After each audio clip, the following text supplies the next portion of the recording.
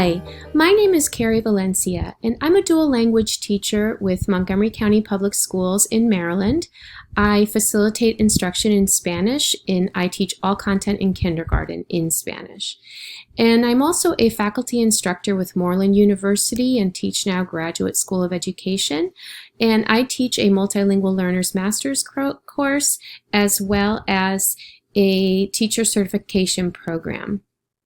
And in my work as faculty instructor, I teach all content online with candidates all over the world. So today I'm going to give you some tips for teaching online in the language classroom. Most teachers in the United States and frankly all over the world are now familiar with some form of online teaching when we had to embark on online teaching during the pandemic this past spring. Really what that was considered crisis teaching, and now many districts are looking towards well-planned distance learning online teaching that is way different from crisis teaching.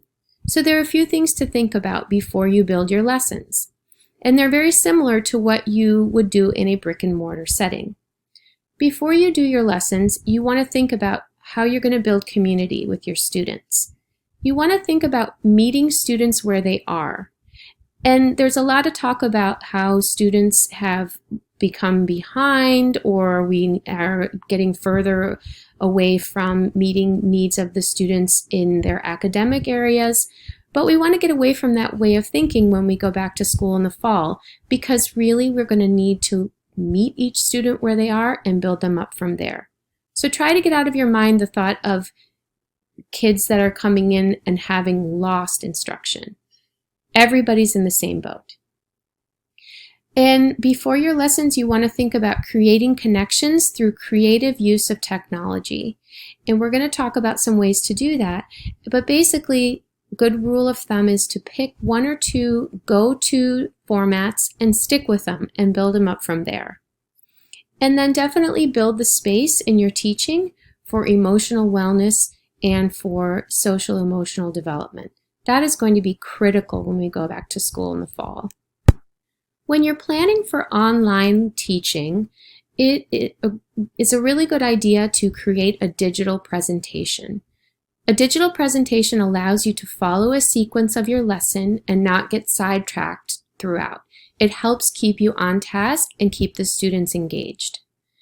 Beware of busy slides and keep it simple and engaging. There's a lot of research around the high distractibility of having too many things on the wall in our classrooms, and the same goes with our digital presentations. Too much can be too much of a good thing.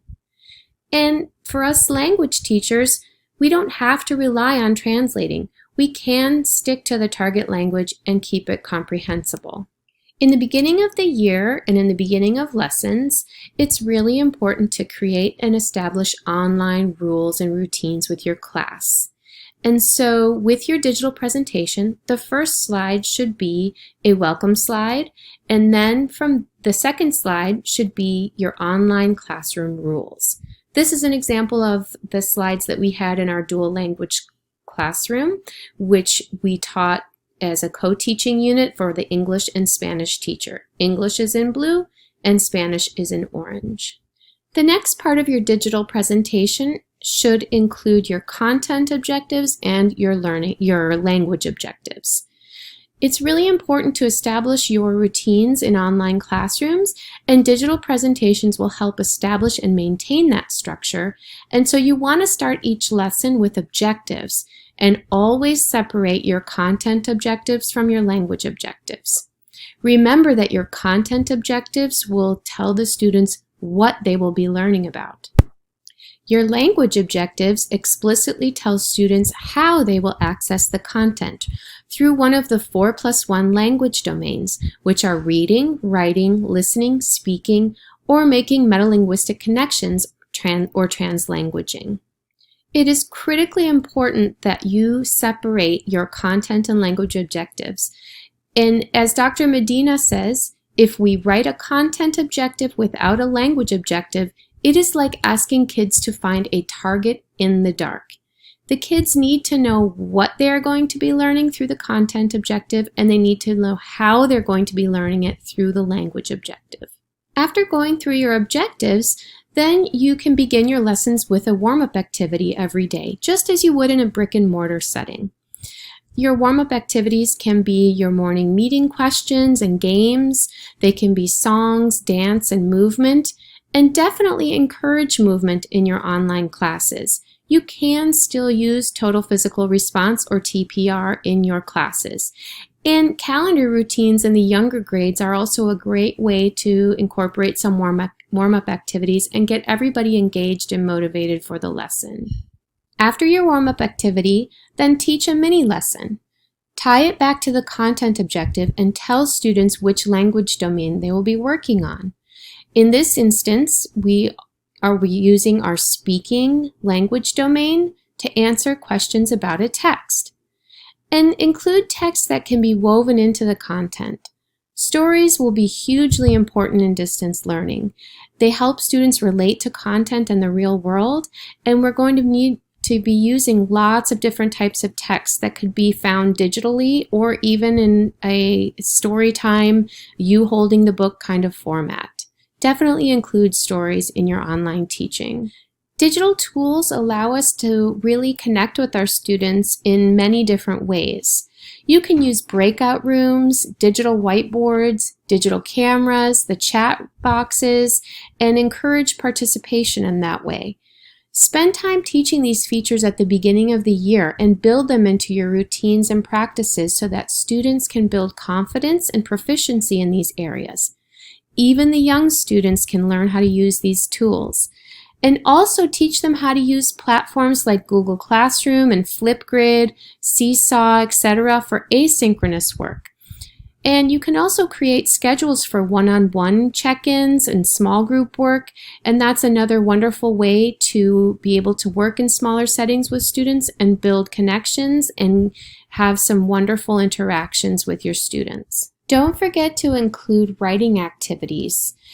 Both whole group interactive writing and independent writing are really important aspects of online teaching, and it can be a great way to build the home to school connection. You can ask students to come to class prepared with materials that they need, like their tablet and marker, pencil, paper, etc. And use project-based learning as a way for students to complete their work at home. Now let's talk for a minute about assessments. You can still assess students formatively and observationally in an online classroom. One way to do that is by creating rubrics and checklists for formative data. So as you're listening for understanding, you can check off the list and take anecdotal notes that you can use to inform your instruction.